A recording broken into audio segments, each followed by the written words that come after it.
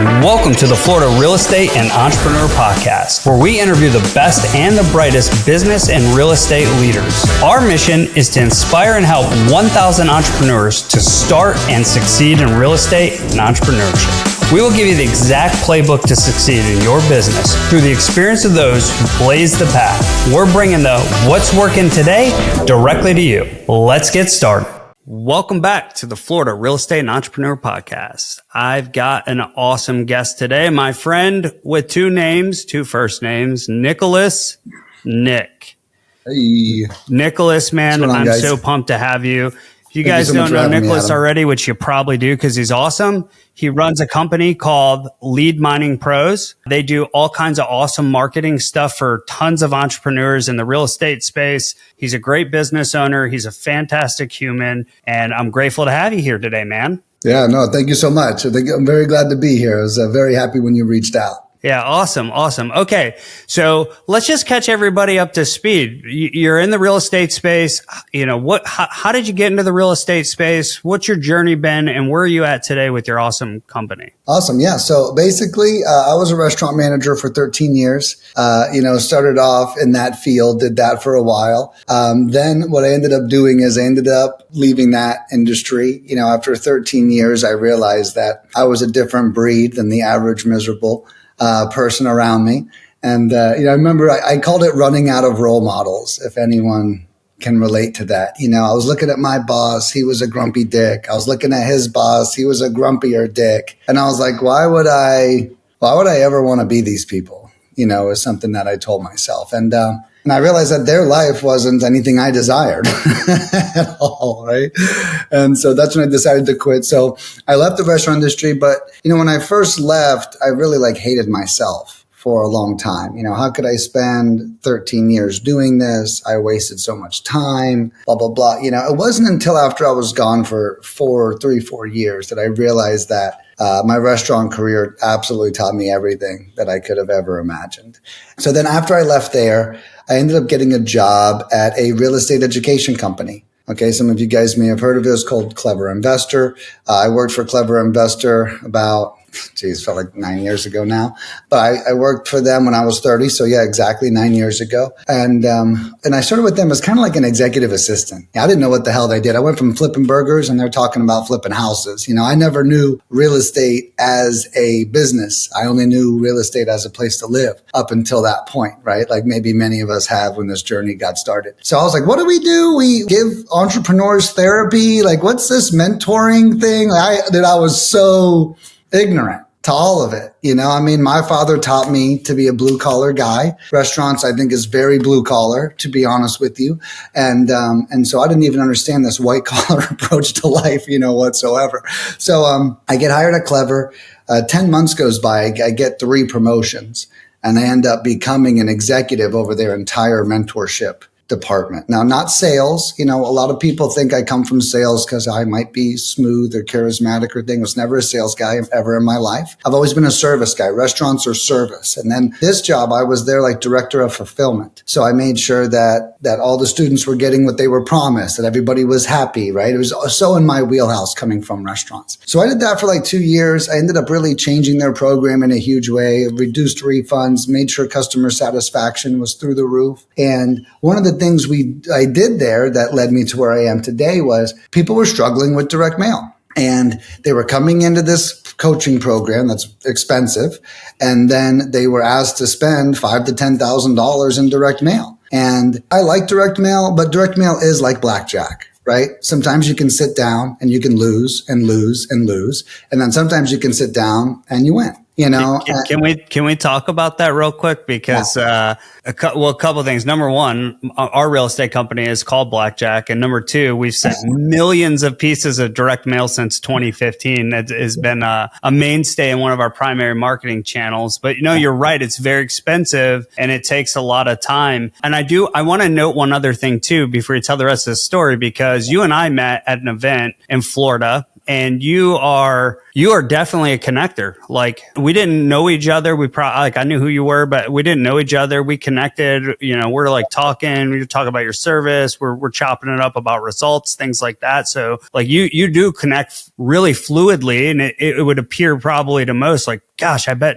Nick's like a great sales guy because you are such a good service guy. You appear to genuinely care about people, which I think is half the battle in business in the first place. So yeah, but direct mail is hard if you don't have a big budget and you can't do it consistently over time. And then all the sales activity that it requires afterwards, right? Because it's not just send direct mail and get a deal. It's send direct mail, answer the calls, ask the right questions, qualify the leads, follow up with the leads, know how to do sales. Like, there's a whole component after you spend that money to convert that into real dollars. And you're right. It's challenging for people. So I imagine you're looking at that going, I see why you're frustrated. Right.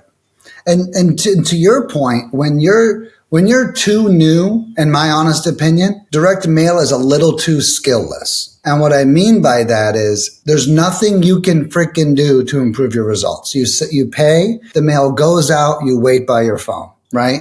And when you're new, it's incredibly nerve wracking. If you actually talk to your people, did I put the right phone number on? Did the mail even go out yet? Why isn't the phone ringing? What's happening? Is my phone silenced? I missed the call. There's so much stress that's coordinated with that because there's not a lot of skill you can intervene. One thing I liked about cold calling. So to resume a little bit, I was seeing these students get defeat in their eyes. Actually, I'll tell you what happened. A girl called me crying and she said, Nick, I just spent my last $3,000 on direct mail and my phone didn't even ring once. Wow. And it really broke my heart. Our program was almost half my salary at the time. So when someone called me, don't forget, I just got done selling $9 burgers for 13 years, right? So now these things are like $20,000, $30,000 and I'm taking this very seriously. Okay. I've never, at this point in my life, I never had more than $3,000 in my bank account. Okay. Just so you know. So when someone makes financial complaints to me, it hit me. I wasn't like now I'm very well off. So if someone said things like that to me, it hit me differently. Right. But back then when I'm with them, it really hit me hard. So, I'll never forget that woman. She's actually a customer of mine today, 7 years later. True story, which is really cool. She actually called me up and I gave her a free package. I was like, you inspired this company. Oh, it was awesome. Her name's Stacy Wells. Stacy, I appreciate you. But yeah, so I just realized that there was a lot of second guessing and it was a lot of money for a new person too. So at Clever specifically, and again, I have no entrepreneurial background. I'm a guerrilla guy. Restaurants are so guerrilla warfare, right? Like everything, if I want the thing turned, I got to turn it. And I was like, what's free? What's free?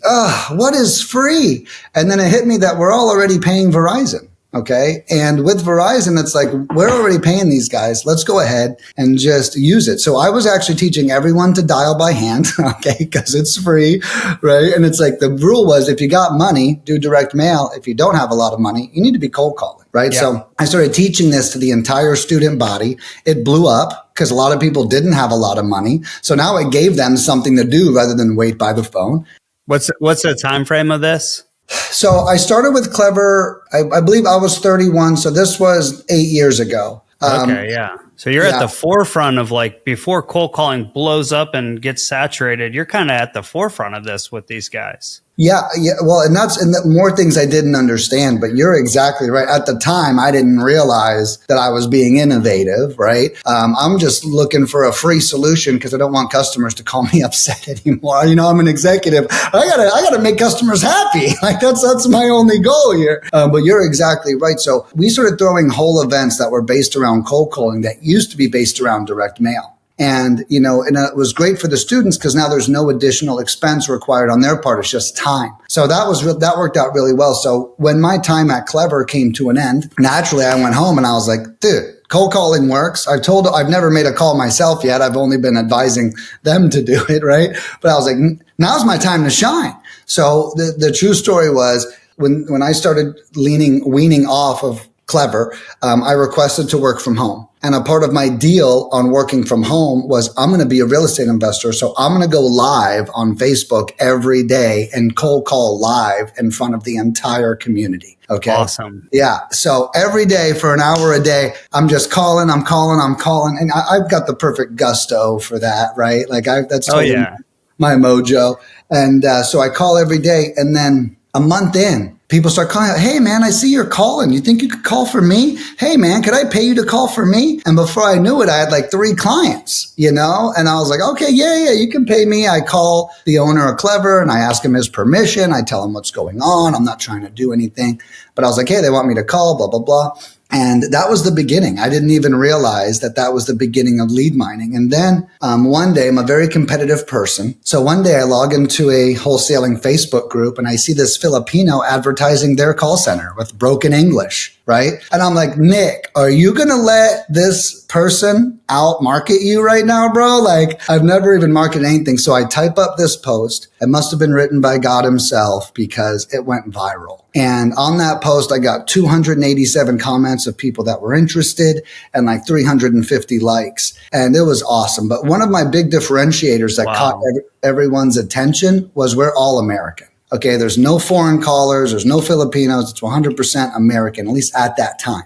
I did add foreign callers later as an option because some people just want them, but I think that was really the big attractor. So after I made that post, the next day I signed up 20 clients and then I resigned from my job literally in the same day. I probably should have waited a couple weeks, but I literally resigned immediately, which was cool. And then that was the start of this business. And to this day, this business never has done less than $7,000 a week in sales. And my first 6 months, we did $370,000 in sales. That's incredible. Yeah, it was crazy. Yeah, and I think what's important about that too is you don't have that kind of growth unless the hard part about what the business you're doing, right? Like you're still in the service business. Right. You're providing a service to somebody and you need a happy client. And the only way to get a happy client in what you do is to provide leads that ultimately end up converting into money and revenue for your client, which is hard because you don't actually control the sales part of any of your clients'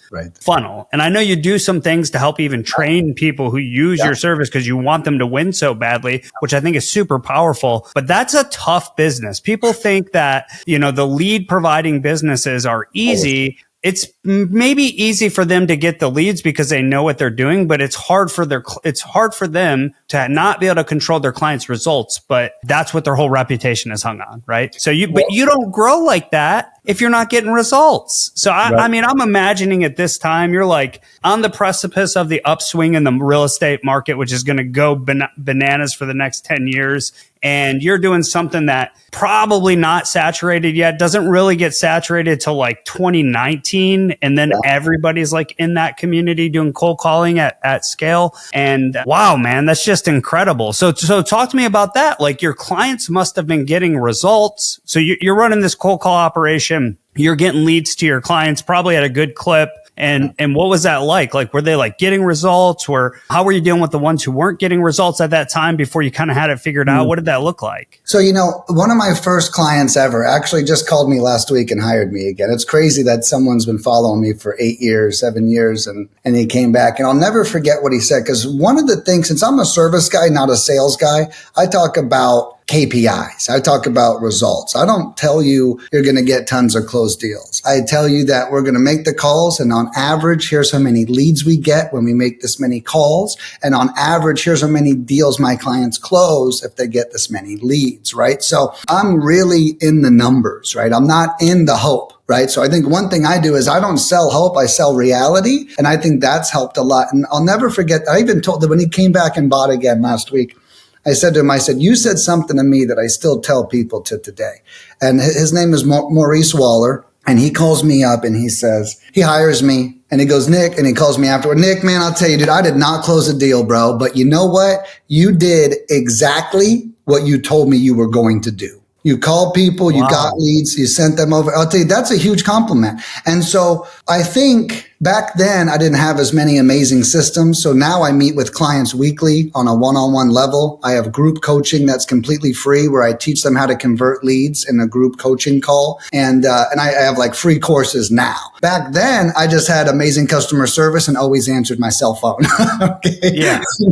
Which is obviously, for you probably actually love doing that because you're being a service guy. Like you want people to win and it's cool that they're paying you money to provide the service. Right. But you can't scale that. You hit ceilings in your own business. I'm really curious as you did start to scale because now people want to use your service. They're like, Nick is providing leads. He's doing what he says he's going to do. They want to use your service. And you want to bring on more clients, but you're like, I can't provide the level of service I want.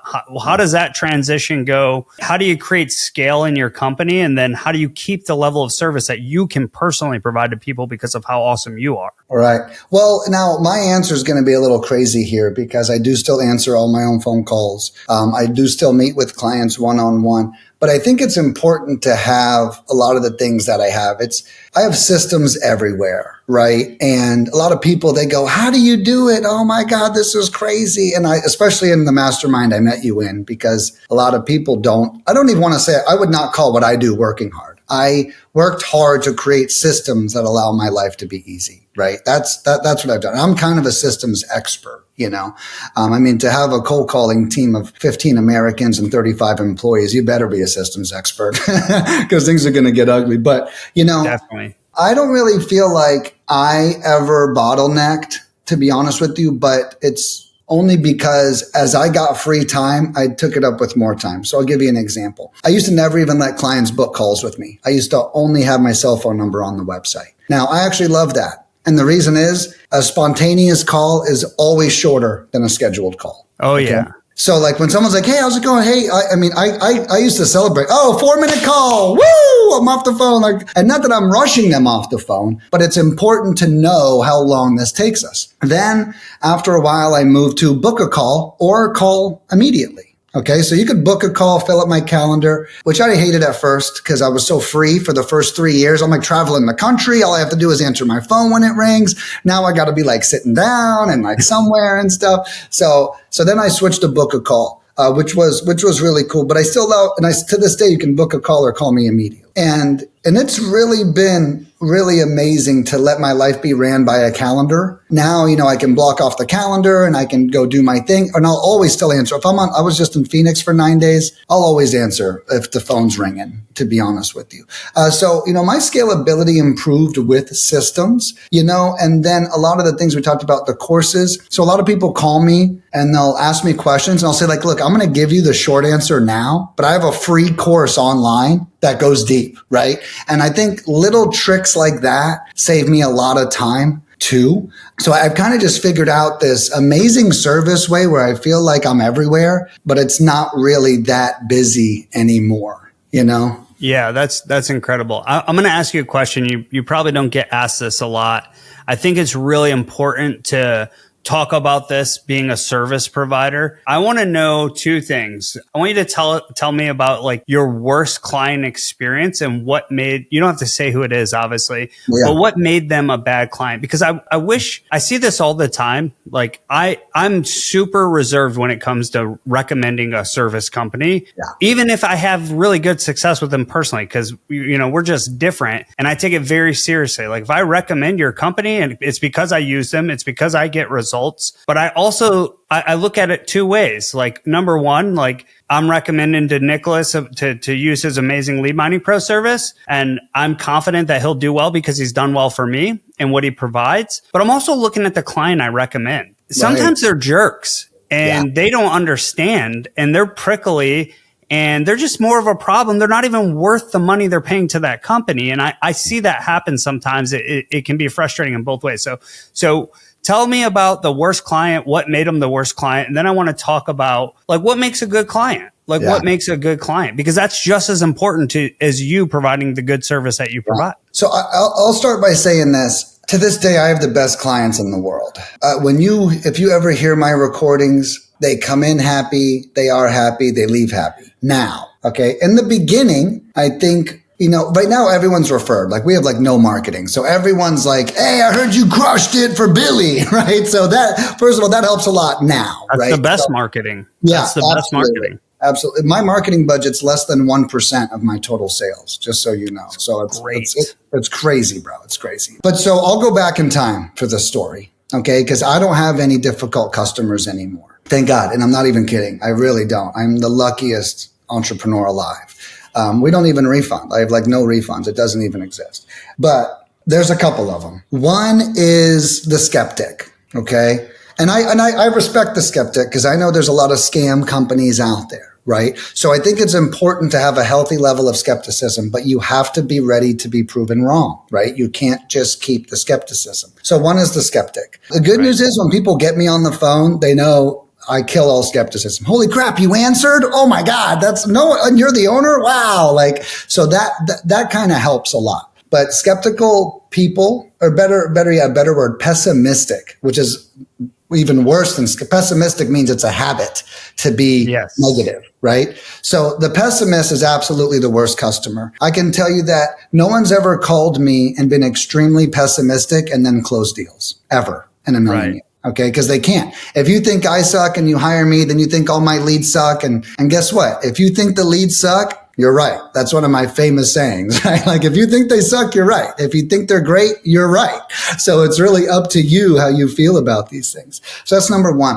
Number two is my biggest client ever when I was younger was the biggest jerk I've ever encountered. And his name was Lex. And I really hated him. And he came to me and he's like, I got a lot of money. I'm going to pay you a lot, but here's how I want to pay you. I want to pay you. And I don't do this at all. And I've never done this before this guy. And I've never done it after this guy. I'm going to pay you half for the week up front. And at the end of the week, I'll pay you the rest. And like at the time it was so much money and I was so green. I was like, it's money. We're good. But then what Lex was, he was in like Las Vegas, right? So results aren't great out there. So every week, he took his results as an opportunity to negotiate my pay with him, right? Like, oh, I'm not going to pay you this.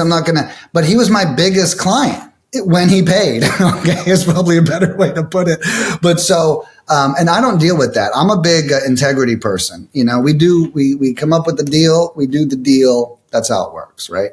So I ended up firing Lex, like 4 weeks in, and that was tough. Like, I don't know if you've ever fired someone giving you $1,000 a week when that's like 20% of your total sales, right? Or like 15% of your total sales. I was scared, I was scared to make the move. I was scared to make the jump. And I think to this day, he owes me $700.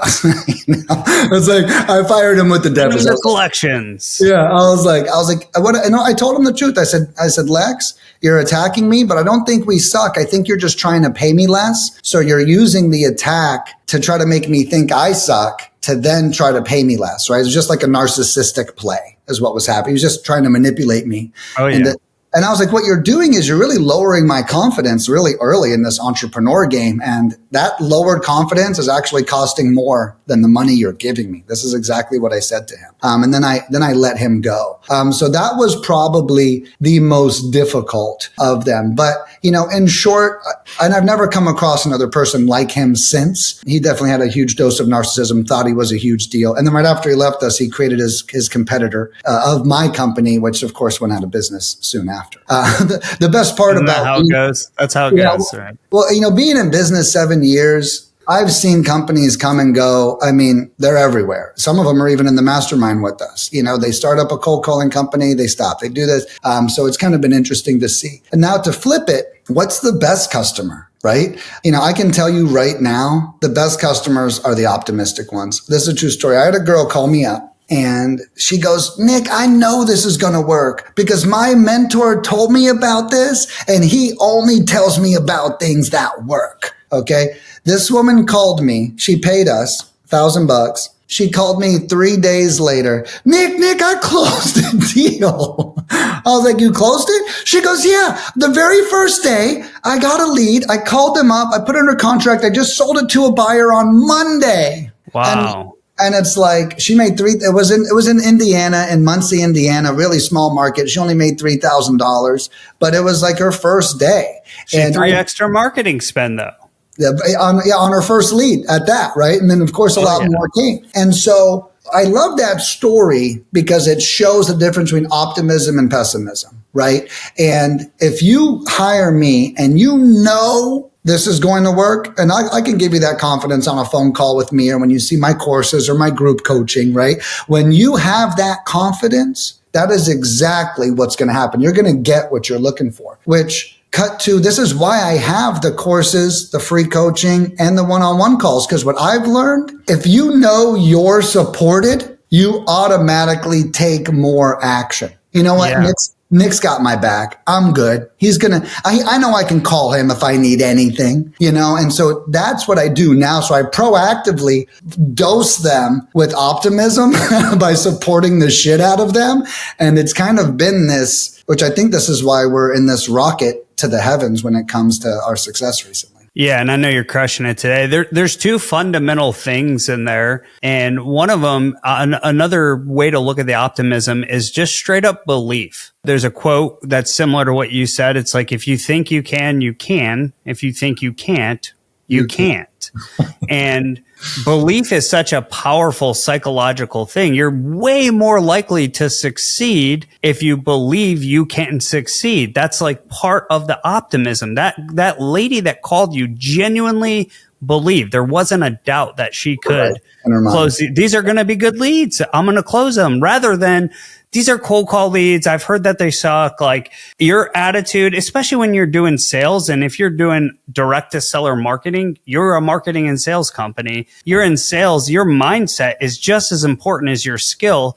If you're going in not believing or going, if I go into a lead, I read it, I look at it first, I'm like, I don't know, it's not a great property, probably not going to make money on it. Well, guess what? I'm probably not going to get that sale. So belief is incredibly, incredibly important. With belief comes that action, like she's just diving in and taking the action, and then she's getting a result, which is feeding into what she believes her potential is. Now she's even more optimistic. Her likelihood to continue to close deals goes up. Now, when she hits the inevitable like dry spell, like I hit 10 bad leads in a row, which by the way happens in every marketing channel, could happen in PPC, right? Like, you're just going to get leads that are not going to convert. That's reality. The best marketing channels in the world might convert at 1 in 12, right? 1 in 8 on a good stretch, like the best in the world. So like, you got to know that that's part of it. So when you have that belief, that optimism, you get the result, you see more potential, and you hit that bad stretch, your ability to move through that bad stretch and keep going, which is half of the battle, and stick it out to get to those next deals and continue to produce that result, goes way up. And it's just a better way to be. That's such a good way to put a good client versus a challenging client. Like those who have belief, those who are optimistic, those who are, because that's going to they're going to be willing to do the work, right? Because at the end of this, like, you still have to do the work, right? Well, it does not work if you do not work. Well, and, because I offer weekly one-on-ones to clients, here's what I do. I cover all their stats with them live. I then tell them how other campaigns went that we did, so they don't feel like they're in a bubble. And I always ask them, but you tell me, how did those calls go? And I can tell, oh, Nick, man, I didn't call any of them, bro. And it's so interesting. So when you talk about, belief and confidence lead to action, right? I think that's a big part of it. And that's why my system, I think there's a lot of accidental genius to it. I just created it because I'm such a service guy, but to give them the confidence, to give them the leads. And then to your point about 1 in 10, I tell clients all the time, I'm a big math nerd, so I'm really good at that. But I tell them, Nick, I got 12 leads. They all sucked. I go, yeah, just so you know, my clients report 1 in 12 to 20 leads close, which means that 1 in 11 to 19 don't. Okay. So then I tell them, Nick, I'd say the other part of that is, cause that's dangerous, right? Like, I can tell you to a T in our real estate business, how many leads per marketing channel that we close, but I don't get 10 leads and then that 10th one closes. Those 10 leads, and then leads keep coming in after them. Those 10 leads are being followed up with. I can tell you, on average, a lead is in my CRM for 59 days before we sign a contract. Wow.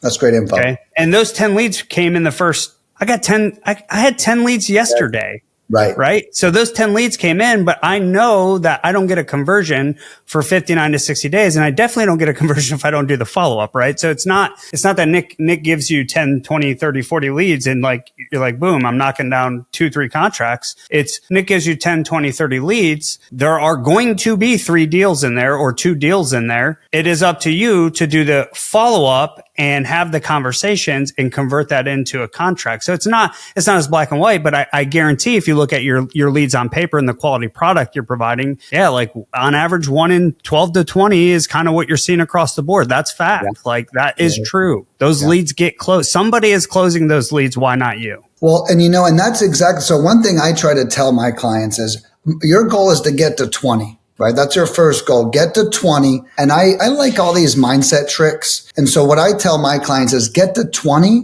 And then if you don't have a contract, you miss something. And that's not a judgment. I'm not saying you missed something. I'm saying that you may have discarded, you may have thought that lead wasn't hot and didn't even call them at all. You may have not followed up with somebody, right? So all these things could be happening with this lead. And I tell them that when you hire me and you work leads, you're like a detective hunting for a serial killer. Okay.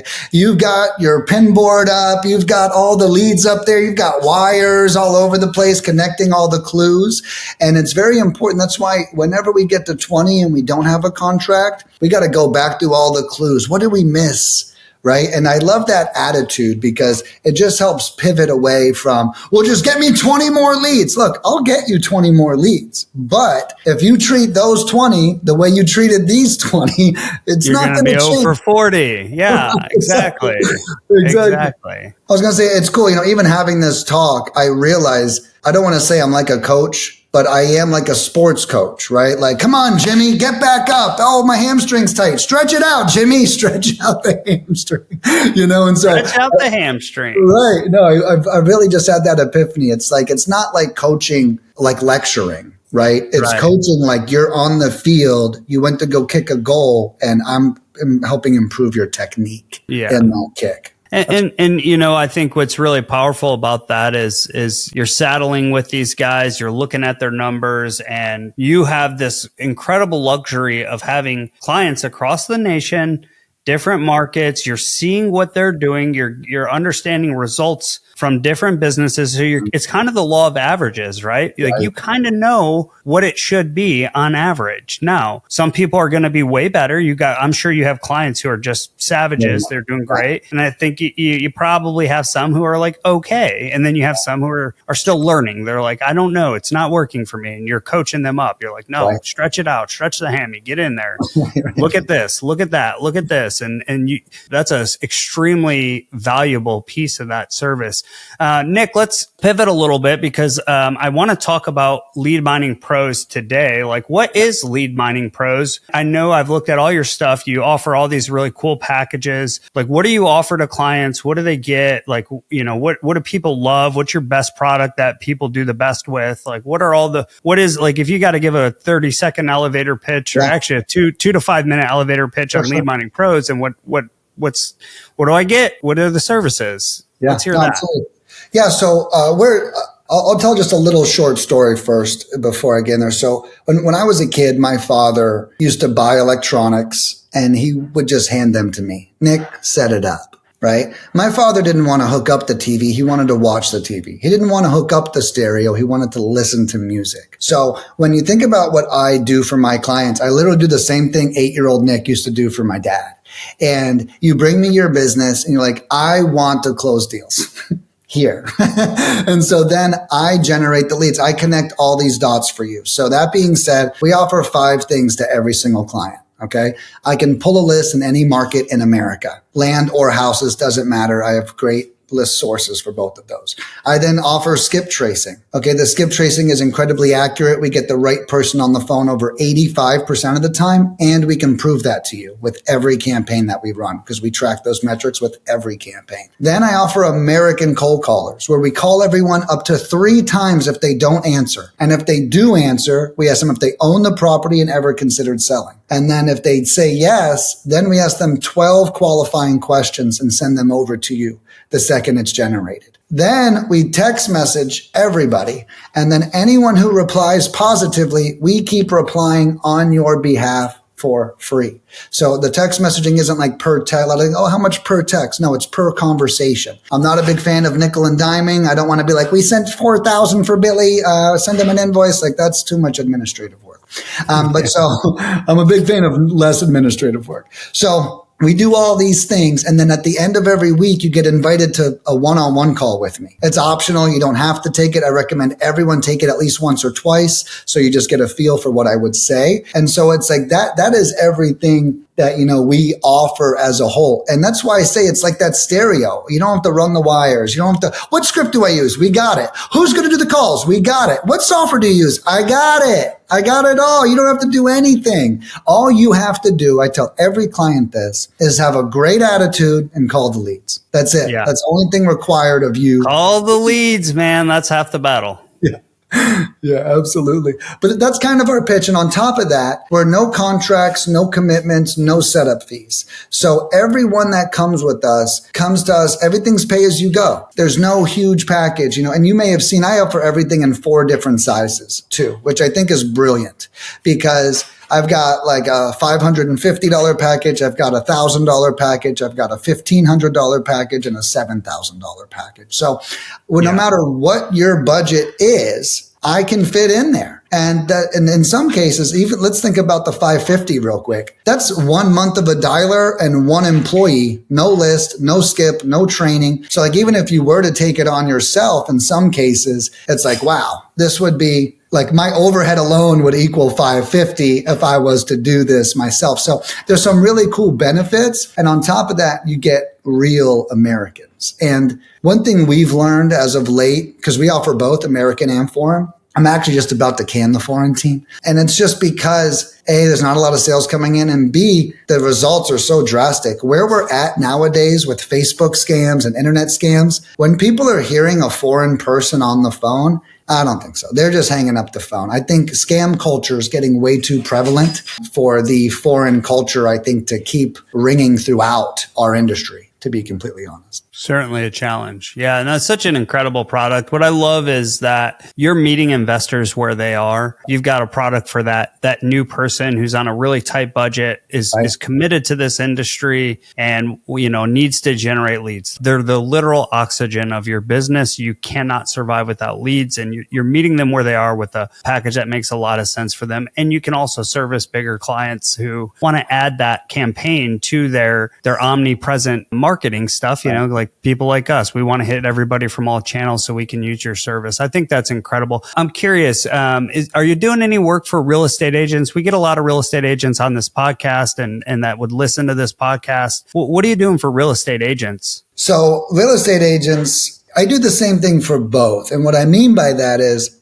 A, we can definitely help agents get listings, big time. But just like the investors that want to throw away retail leads, I say, go get a realtor. And the realtors that get investor leads, I'm like, you need to find an investor, right? So it's like, we're going to get both no matter what, is what I always tell people. So I have this amazing ninja line for every realtor watching. And you don't just use it on our leads, use it on every lead you ever get from now until the end of time, only if you're a realtor. This doesn't work for investors unless you're a realtor investor. Okay. But I'm going to give you guys the most ninja ass one-liner. Okay. I'll get started. So we send you a lead.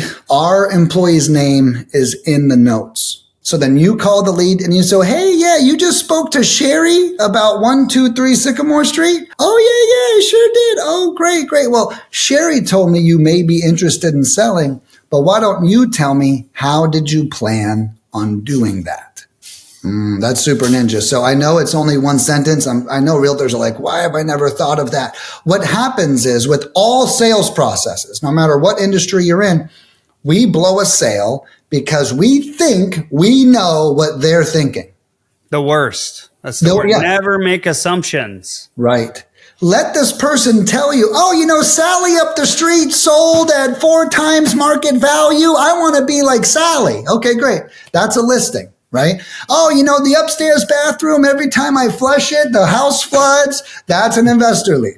Okay. Yeah. Right. So that now as a realtor, you know how to show up. Now you can literally convert the lead, but you cannot convert a lead if you do not know where they're coming from. So that advice will let you know where they're coming from, and then you can pick up the ball and run with it. So that's my line for realtors to get them really successful using our service. And I probably got about 5 across the country that stick with us religiously. A lot of people are transient, but we're definitely blowing it up in the realtor space, especially as of late. I noticed with this new buyer law that's gone into play that I don't even know what it's called, but how the buyers, they can't get it was a $1 billion plus lawsuit that happened against the National Association of Realtors, for everybody listening, that basically disputed the buyer's agent getting commissions out of the seller's proceeds. They felt like there was some misalignment there, and there was a big change that's happening. It's actually going into effect in June and July.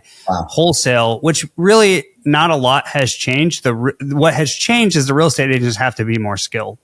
So for those who are going to get a buyer, they have to talk about the value proposition of why either the buyer has to pay their 2 to 3% commissions or whatever they negotiate, or they've got to allow them to negotiate it in with the seller, and they have to sign buyer brokerage agreements. So it's just an added step for them. Wow, that's interesting. So there's a buyer listing agent now. It's like a buyer. Yeah. Wow. Yeah, the buyer's agents, which historically, you become my buyer, I'm finding you a house, and we know that the seller's paying my commissions. You're not even paying for me. See, because the thing is when a person's buying a house, and you know this, they saved up enough money to put a down payment on that house. Very seldomly do buyers have discretionary funds on top of the biggest purchase they've ever made in their life. They saved up to do that, and now you want to add another 3% commission on a $500,000 house, and it's just too much money. It doesn't make sense for buyers, for a lot of buyers, but some it does, and it's just a different game. The game has changed. It's still fine. The game still works for agents, but you're right that the second order effect of that in how it probably you're seeing it in your business is some of those buyers agents who are like, I don't want to adapt to that. I'll just focus on listings. So I need to go direct to consumer to acquire more listings, which is where your service would come in and be a great asset. I really appreciate you explaining that whole thing, because I have 2 huge realtors that just bought really big packages, and they are actually going after investor leads. Like, we can definitely get them more money than an investor could. So why don't we so it's going to be interesting, I think. And I thought, and they actually both work for Remax, but they don't know each other. And I was like, whatever Remax is telling you guys, I love it, because I've got 2 huge orders in. And I think it's interesting. This is good. This is probably right on the precipice of it happening. And I think what we're saying is, not that we want to scare anyone, but we're about to have to start competing with realtors, because they are now going to be entering in the listing game market at a much higher level, where the newbies were maybe searching for buyers. So it's been interesting to see these 2 big clients come in. This is just in the last 9 days. Just so you know, too. So I am starting to see the ecosystem change a little bit there. Yeah, you can totally expect the agents now to look at more outbound lead channels. Like they need to be prospecting direct to consumer for listings. Yeah. It's a bigger opportunity for them now than it has been in the past. So you're going to see that. Yeah, you're definitely going to see an increase there, which in effect for us investors, there'll be somebody else in the game. Right. There's somebody else in the game that you're competing with. So to me, if you're an investor, something that we've been doing for 1.5 years now is we're licensed. We go into every appointment with multiple options for the seller. There is no reason a seller should not use us, period. If they want to list it, they can list it. If they are kind of somewhere in the middle, we can do innovation with them. If it's just a pure listing, it's a great house, they want to get the most money, we get the listing for them. We refer it out to our agents that we work with, but we are also licensed for that very specific reason. We want to have all options. And if you're an investor, you need to have options available to you. Get focused in on, if you're a wholesaler or you're a flipper, getting your leads tight. And then the ones that you're not going to be able to get a cash offer on, flip it, wholesale, whatever, you need to be working with other agents to at least be getting referral checks into your business, because you're paying for those leads. You might as well figure out how to monetize them.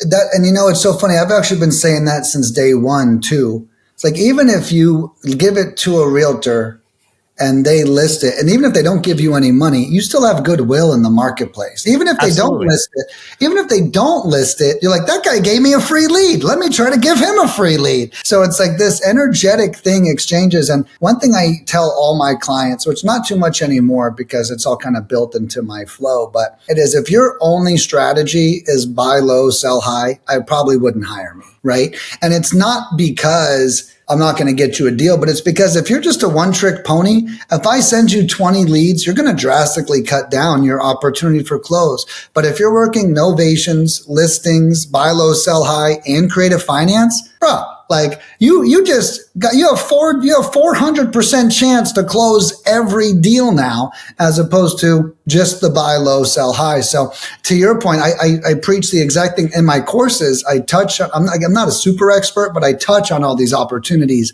and what I would suggest, we say to them to get the conversation. But you're 100% right. If we need to be Swiss Army knives whenever we show up, we cannot be a hammer. Yes. Every time that we walk in the room. Yeah, most definitely. Multiple exit strategies. The idea there is to maximize your return on your marketing spend, your return on ad spend. Right. If I only can do one thing, then I'm not going to maximize, right? That's a bad business practice. Nick, I'm so grateful for you, man. I think if you're an agent or you're an investor who is going direct to seller, and you need to generate leads at a price that is not going to break your bank, you need to go check out leadminingpros.com. See Nick's service, see what he's doing. You've heard him here. The guy is just incredible in terms of being as invested in your success as you are. And it's awesome, man. I'm grateful for you to come on here, leadminingpros.com with an S. Make sure you put the S in there. Nick is a godsend to the lead generation space. We love you, man. What do you got to leave everybody with before we sign off here? I'll leave you guys with one little tip because we talk so much about optimism. Okay. When I was a kid, I was raised by skeptical parents. When you're a kid, you don't understand their skepticism because you're like, what do you mean? Everyone's safe and trustworthy, right? You don't really get that. But I found myself in my early teens being very negative. If I got called into the office, I thought I was getting expelled or suspended. Very often I did. But what I started to do is I started telling myself, how did I become positive? And one of the best ways that I created this string of optimism that's really affected my life is every time I was going into a situation and I had a negative thought, I combated it with an equally as positive thought. Okay. So if I'm like, oh my God, what if I get fired? Oh, well, what if I get a raise? Oh my God, what if she doesn't like me? Well, what if she kisses me? Right. So it's like everything I did, I decided not to latch on to only the negative side. So what happened over time was I started realizing that the positive thing was always true and the negative thing was hardly ever true. So then it's actually hard for me to be negative now because I have all these case studies of how much more positivity works. And I'm just ending with this tip because we talk so much about our perspective and our optimism and how that affects our outcome. So if you're finding yourself as a skeptical person, just try being friendly with yourself. And if you have a negative thought, just have a positive one. Doesn't mean you focus on it, but make sure you're combating that and you're not just letting the negative thoughts like punch you in the face 15 times a day. And so it's like, make sure you're letting some of that optimism in there and then watch what happens to your life. So I figure that's a great thing to end on with all man, I love it, dude. Thought swapping negative with positive and just, it's so powerful, not just in your business, but your whole life, man. Hey, thanks for coming on. We'll see you next time on the Florida Real Estate and Entrepreneur Podcast.